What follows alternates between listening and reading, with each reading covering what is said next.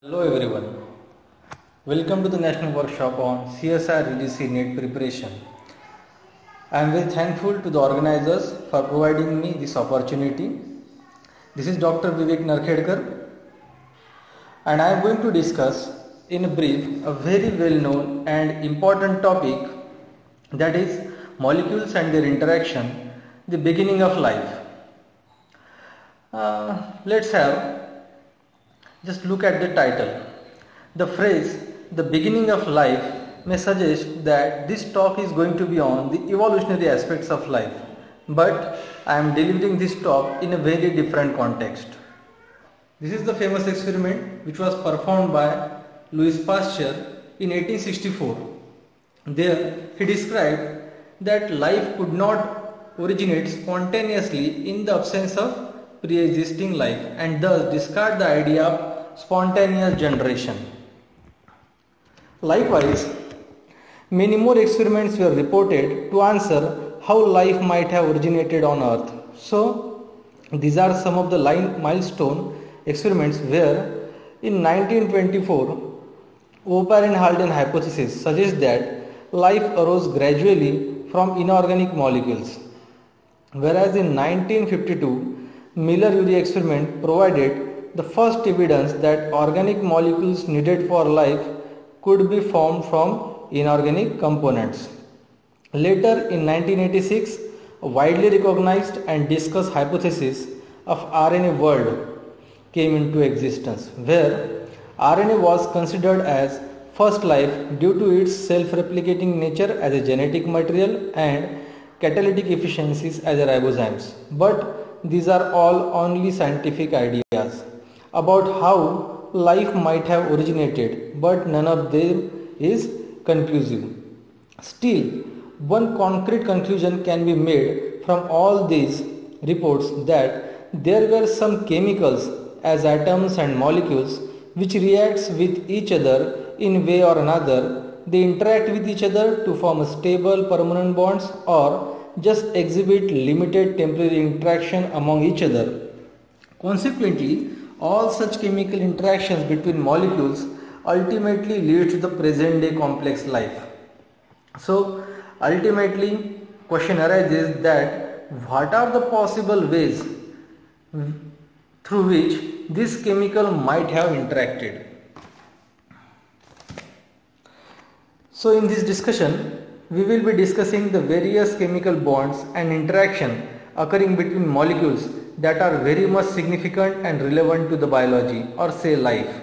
That's why I deliberately use the phrase "the beginning of life" after molecules and their interaction.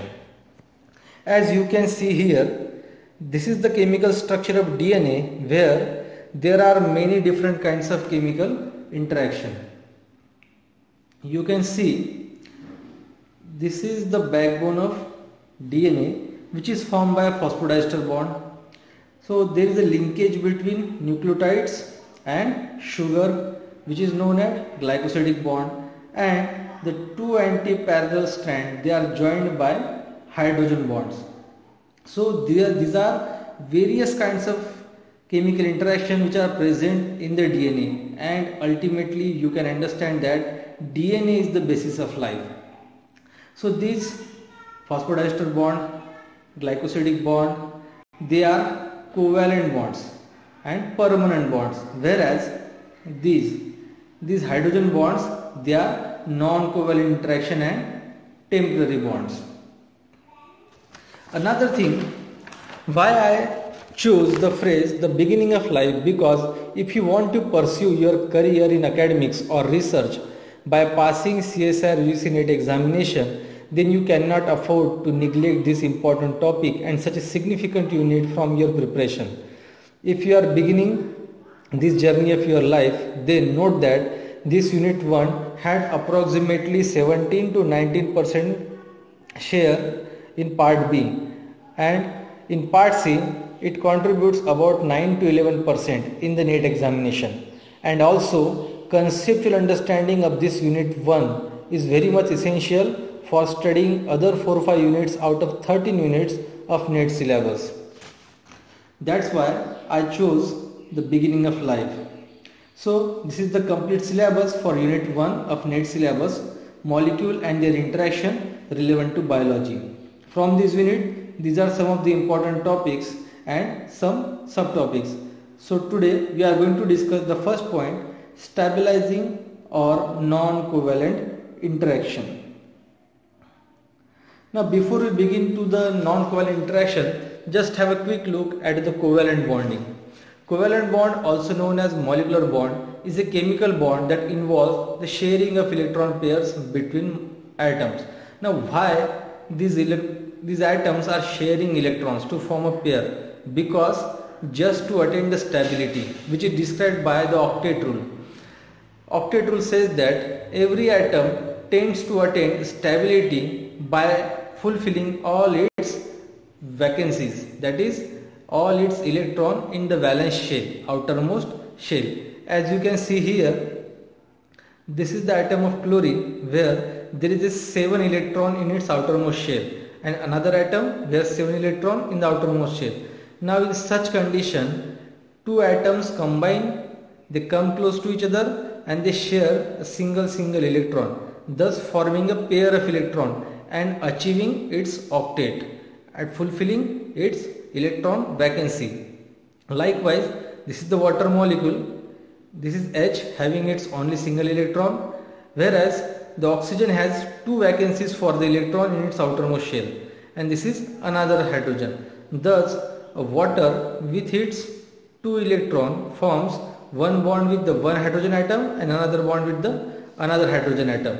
Likewise, it attains its stability. So again, this is the diagrammatic structure of DNA, where a phosphodiester bond, they are covalent bonding, and glycosidic bond, it is a covalent bond.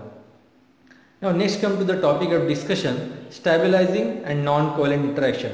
There are approximately there are 4 types which are relevant and significant to the biology. First is the ionic interaction, second is the hydrogen bonding, third is the hydrophobic interaction, and fourth one is the van der Waals forces. This arrangement is as per their bond strength. So ionic interaction are more strong as compared to hydrogen bonding. They are more strong as compared to hydrophobic interaction, and the weakest is the van der Waals forces. Now let's see first the ionic interaction. Ionic bonds, they are formed between the cations and anions. Cations means positive and anions means negative. Now they try to achieve more stable electronic configuration through this interaction. If you look at this is the sodium. It has the atomic number 11, so ultimately 11 electrons. And this is chlorine, atomic number 17 and 17 electrons. So sodium loses 1 electron from its outermost shell, and chlorine gain 1 electron in its outermost shell. So sodium attain a positive, net 1 positive, and chlorine attains net 1 negative. So this positive and negative, they can interact with each other and they form a NaCl, and by their continuous interaction, this is the crystal of NaCl. If you look at this periodic table, in the periodic table, these are the electropositive atoms, and this side there is a electronegative atoms. So these atoms have a tendency to lose the electron and attain a positive charge, that's why they are cations, and they have tendency to gain the electrons and to attain a net negative charge, they are anions. Likewise, they can form an ionic interaction. Now where we can find this ionic interaction in biological system? We know that our body consists of maximum part of fluid. Water is present everywhere. So in the water there are various kinds of ions, or say electrolytes. So one of the example is NaCl. Here you can see NaCl, which consists of sodium positive and chlorine negative. Now when this NaCl is dropped into the water, it gets dissociated into Na positive and Cl negative. Now this Na positive can interact with the oxygen negative of water molecule, and chlorine negative can interact with the hydrogen positive with the water molecule. Because of this interaction, sodium chloride, that is NaCl salt, is soluble in the water. Any compound which can interact ionically with the water, that means with positive and negative charges, is soluble in the water. That's why our body consists of various kinds of electrolyte in dissolved state. Again, you can see this is the glutamic acid and lysine. They are amino acids. In the amino acid also one positive charge at NH3 positive, and there is a negative charge. So both of them can interact with each other and can form a temporary ionic bond. Again, example of amino acid, aspartic acid and arginine. They can also interact with each other by forming a positive negative interaction, that is ionic interaction. Now come to hydrogen bonding. Now this hydrogen bonding arises due to the large difference in the electronegativity. We can say that when any hydrogen atom comes between two electronegative atoms, hydrogen atom comes between two electronegative atoms, and hydrogen is attached to one atom by covalent bond and comes in very close proximity to the other electronegative atom. In such condition, hydrogen is capable of forming hydrogen bond. Likewise, you can see these are the two water molecules where this hydrogen is covalently linked with oxygen and it has come nearer to the oxygen of another water molecule. So in the water molecule there is a hydrogen bonding. If you look at the periodic table, in the periodic table the electronegativity increases when we move from left to the right of periodic table, and when we move from upside to the down, then electropositivity increases. So most of the elements which are present here, nitrogen, oxygen and these halogens, they show a stronger electronegativity because they have the vacancy in their outermost shell and they can accept an electron, and that's why they are more electronegative as compared to this one.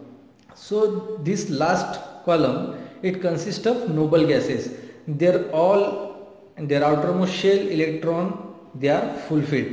That's why they do not undergo any kind of chemical reaction. Of course there are some exemptions, but they are not readily undergoes any kind of chemical interaction.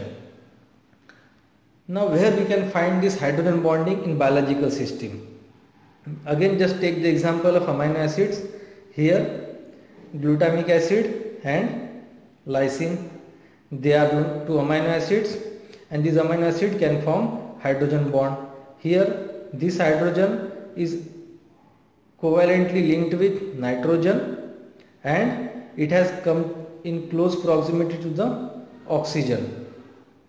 Again, this hydrogen is covalently linked with nitrogen and comes in close proximity to the oxygen. That's why it is capable of forming hydrogen bond. Now take this example of ice. Ice is nothing but the H2O molecule where there is a compact arrangement.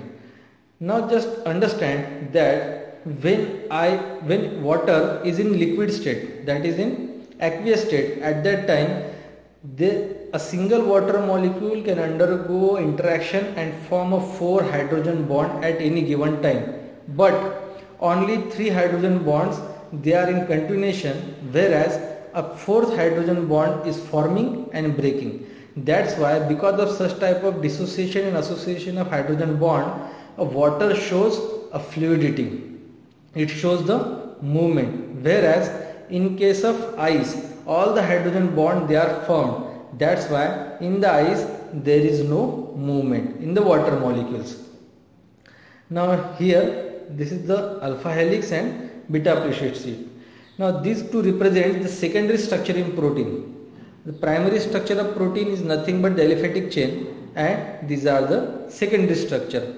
In the alpha helix the amino acids are arranged likewise, and these side chains of amino acid interact with its appropriate side chain in the another turn of the helix and they forms hydrogen bond, and because of such hydrogen bonding alpha helix attained its conformation and stability. Similarly, we can see in beta pleated sheets here a one strand and side chain of amino acids can interact with the another strand side chain of the second strand. So because of their interaction they can all form such hydrogen bond, and because of such hydrogen bond beta pleated sheets attain stability. A tertiary structure of protein is a combination of alpha helix and beta sheets. If you know the protein trafficking and sorting, in that condition you might know that when any particular form protein reach to the organelle, at that time that protein enters into the organelle through channels, and while entering into the channels it is not possible for all the proteins to enter with its right conformation. That's why this protein get changes in its conformation and then it enters into the organelle. For that there is a chaperones. Now this chaperones changes the conformation of protein and allow its entry inside the organelle, and after entry this protein again form its conformation. Now this arrangement and disarrangement of the conformation is just because the feasibility of hydrogen bonding between the amino acid chains. As this hydrogen bonding is just formed by coming in close vicinity with the another electronegative atom, so they are easy to break and easy to form. So protein naturally attain its configuration. Again, this is the structure of DNA. In this, a thymine and adenine. Thymine and adenine, they form a double hydrogen bond, whereas cytosine and guanine, they form a triple hydrogen bond. Now in the two anti-parallel strands of the DNA, there is a possibility of forming hydrogen bond, and as we know that hydrogen bond is the weaker bond. That's why DNA can get unwind easily by the action of enzyme, and when the replication completes, then again it can form its natural conformation. Now consider if there is no temporary interaction and the joining is by permanent interaction, then it is not possible to replicate the DNA. Nature has chosen such bonding where there is a temporary interaction which can be associated and dissociated. Now next come to hydrophobic interaction. Now it describes the relation between water and hydrophobes. Hydrophobes are nothing but the non-polar molecule.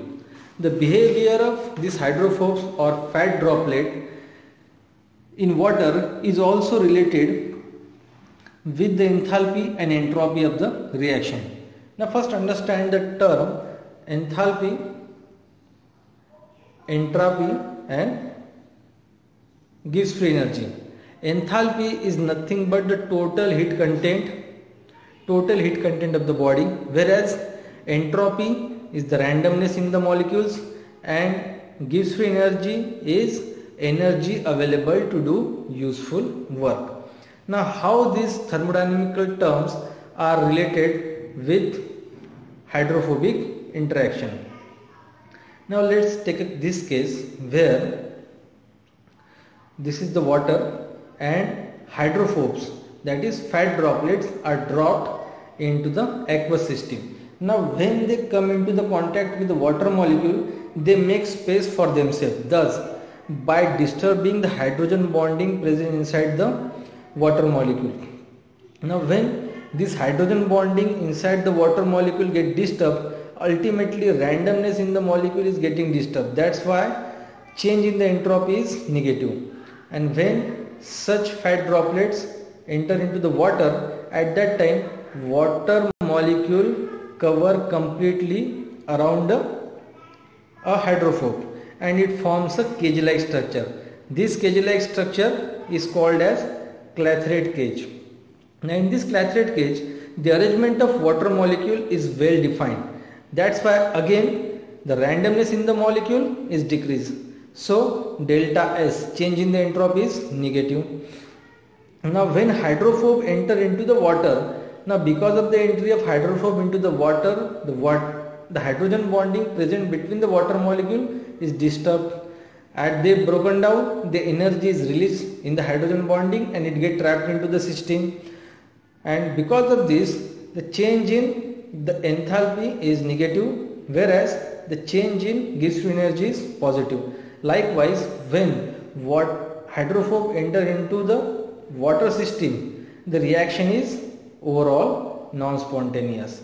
But when, because of hydrophobic interaction, when these fat droplets, they communicate with each other, they come close to each other, at that time the Clathroid cage broke down around the two hydrophobes. As you can see here, this is the Clathroid cage of two droplets. Now when they come close to each other, at that time the Clathroid cage broken down. So as they are broken down, again the hydrogen bonds are broken and the energy is released. Now when the hydrophobes comes in contact with each other, they form by the interaction of hydrophobic type of interaction, and the randomness in the molecule as compared to this type of arrangement has increased. So ultimately, change in the entropy is positive, change in the enthalpy is positive, whereas the change in the Gibbs free energy is negative. Overall, the reaction is spontaneous. This is how thermodynamics works in hydrophobic interaction. Now where we can find this hydrophobic interaction in biological system? Everybody might have seen such type of water movement on the leaf surfaces. Generally such leaves are present in the hydrophytes, or in terrestrial habitat you can see such water movement on the leaf in the Calotropis procera. When water is fall down on the leaf, it doesn't settle on the one place. It can move from one place to another because it doesn't get attached to the leaf surface. As the leaf surface is coated with the wax is nothing but a chain of hydrophobes, CH3, CH2, CH3, only C and EH atom maximally. That's why water doesn't interact with the leaf surface. So it shows the hydrophobic type of interaction. Again, in the structure of DNA, we can see the importance of hydrophobic type of interaction. In the structure of DNA, this is the phosphodiester bond which shows the negative charges, and here also phosphodiester bond which shows the negative charges. These negative charges present in the backbone of DNA, they are interacting with the external surface inside the nucleus. So the interaction with the external surface, external environment, most of it is the nucleoplasm liquid phase, is feasible with this negative charge on the backbone of DNA. But whereas in the center there is a nucleotide bases. These are nothing but the rings of carbon and hydrogen with some heteroatoms such as oxygen and nitrogen. Because of presence of carbon and hydrogen, it shows the hydrophobic behavior. So nature has chosen such type of arrangement where these hydrophobes, they come inside the DNA or at the core of the DNA. That's why avoiding their contact with the hydrophilic environment. So by this also we can understand the significance of hydrophobic interaction in biological sciences. Now take the another example of protein conformation. This is the unfolded polypeptide, or you can see a primary structure of protein. In primary structure of proteins, here this blue tags, it represent the polar side chains, that means they are hydrophilic, and green structure shows non-polar side chains, means they are hydrophobic. Now when this primary structure of protein change its conformation and converted into a tertiary structure of protein, at that time all the hydrophobic side chains, that is non-polar side chains, they get trapped inside the core of a protein. You can see here a green color is enclosed inside the protein surface, whereas at the outer side periphery there is a hydrophilic or blue polar side chains. So that's why this protein can remain freely in the aqueous phase of the cell and can interact with its external environment, and the site which cannot interact with the hydrophilic molecules, it get trapped inside the core of an enzyme. This is how hydrophobic interaction is very much essential in biological system. Now come to the last and the weakest type of interaction, that is van der Waals forces of interaction. In the van der Waals forces, it is driven by induced electrical interaction between two or more atoms or molecules that are very close to each other. The prerequisite condition for forming the van der Waals forces of interaction is the closeness between the atoms. Now this van der Waals forces interaction is the weakest of or intermolecular attraction, as I said earlier. To understand this, first let's have a look at the structure of atom. In the structure of atom, this is central positive nucleus, and these are the orbital for revolution of electrons. Now here electrons are revolving in the electron orbital or cloud. Now when these electrons are revolving around the positive nucleus, then suddenly at any given time, for a time instance, there comes a condition when this electron cloud is at half one side of the atom. In such condition, when such atom comes in a close proximity of another atom, at that time, for the time instance when electron cloud is at the one side, so this electron cloud attract the positive nucleus of another nearby atom. That's why it creates or it induced a dipole in the neutral atom. Dipole means having both charges, positive as well as negative. But here initially the atom was neutral, there was no charges, but because of a revolution of electron around the positive nucleus, suddenly for a time instance a space comes when the electron cloud has shifted toward the one side and it comes in contact with the nearby atom. So that electron cloud attract the positive nucleus of that nearby atom. That's how there is a induction of dipole. And as the now dipole has induced, now they start interacting with each other. But you can understand that there is no initial interaction. Now this type of interaction has occurred just because of the random movement in the electron in its electron cloud. That's why this interaction is weakest of all the type of interaction.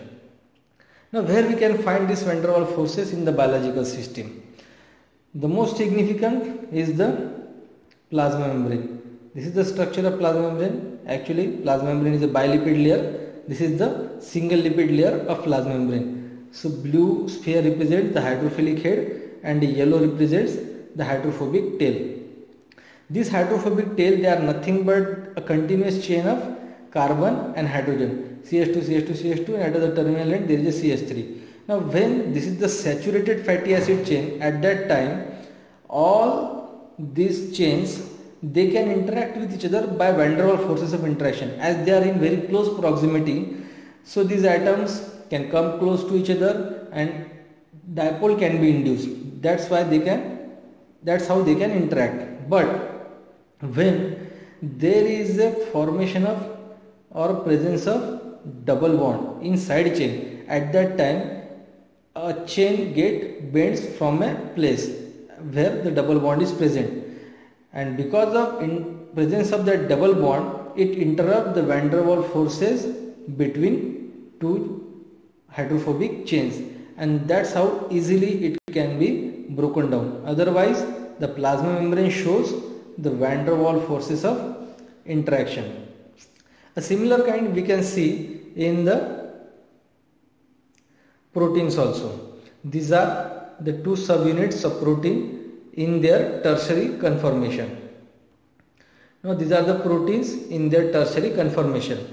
This protein in this portion shown here in the red color, This is the hydrophobic region. Hydrophobic region, that means the amino acid which are present in that region, the side chain of this amino acid is hydrophobic. Now as they don't have any type of charges, positive or negative, they cannot interact with each other with any previous type of interaction.